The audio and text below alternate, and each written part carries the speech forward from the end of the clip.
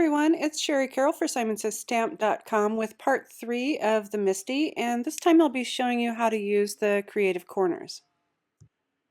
The Creative Corners are an add-on product from the Misti, and they have various sizes and shapes of some plastic pieces.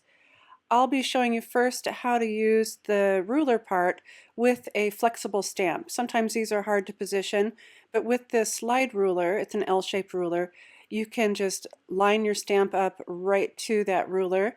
And once you have that in alignment to where you want it, you can shut the door with everything in place, shut your door and press down, and your door will grab the stamp. Now you can ink this up and stamp straight lines with any of your flexible border stamps.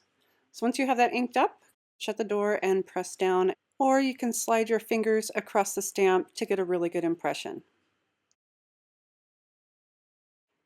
The Creative Corner pieces are really great if you want to stamp on the diagonal.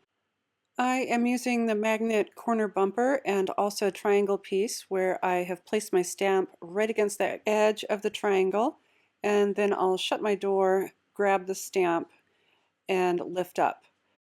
Next, I'll ink up my stamp, shut the door, and press down to get my impression.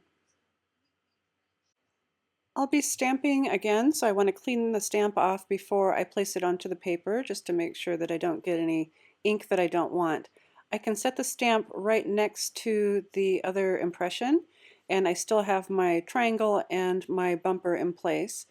Again, I can shut the door, press down, and that will grab the stamp. Once I have this well inked, again, I'll shut the door, make sure my paper is right in place, rub on that stamp a little bit, and now I have perfect alignment of my two stamps together. I want to add some pattern paper to the bottom portion of my card, so I'm using the L ruler and that same angled plastic piece, and I'll just do a little trace line. Once I have that traced, I can put it into my trimmer and cut right up to that line. Now I have a small piece that is in perfect alignment with my message to go onto the bottom part of my card. To cut a top piece, I have brought that ruler up a bit to where that angled piece sits above my stamped images. Now I'll put my paper right into that corner, put my angled piece in, and I can trace once again. And once I have that angle trimmed, I can put this onto my card and then trim up the excess. A lot of the times we have stamps that we want to use off the edge or stamps that are a little bit bigger than your cardstock. So using the corner bumpers are a perfect way to have a margin around your cardstock to where you can stamp off the edge. Having my paper in place using those bumpers allows me to go back over and stamp if I didn't get a good impression the first time. I'll be using the angle again to trace a line on my stamp panel. I'll be adding this to a piece of Desert Storm cardstock. To create a custom line on my card, I have my white signal pen and I also have my triangle in place along with that ruler.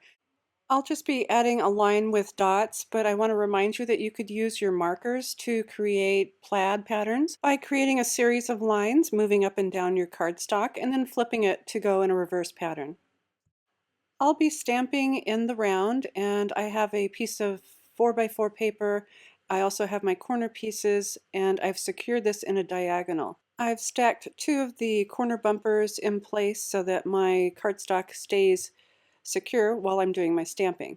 I have a circle stamp here and my bar magnet. I've also created lines on my paper so I know exactly where I want to stamp and where the center is.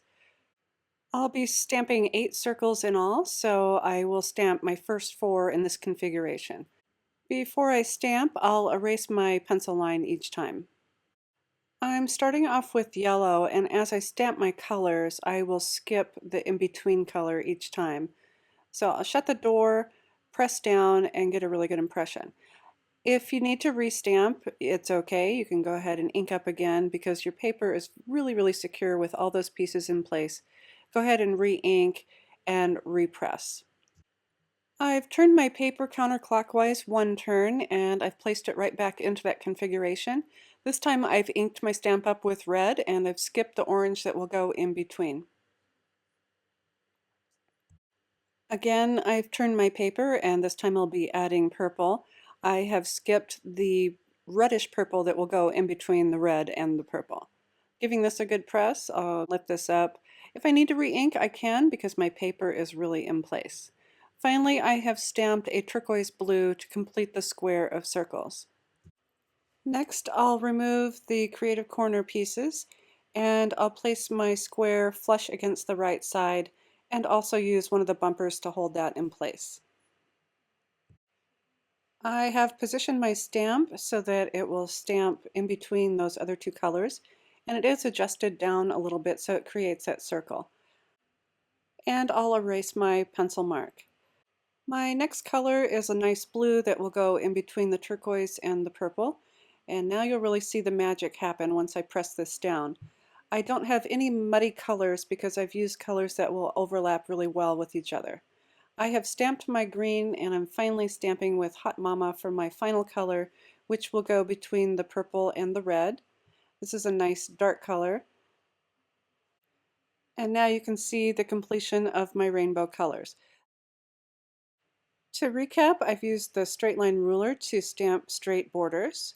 I've also used the angle pieces to stamp on the diagonal and also cut my papers. Also with the diagonal, I have done a hand-drawn line with my white pen, and I also used the bumpers so that I had some margins to where I could stamp off the paper and around on the edges. And finally, I created a configuration to where I could stamp my square in the round. I hope I've given you some helpful tips and tricks for using the creative corners with your Misti, and as always, thanks so much for watching.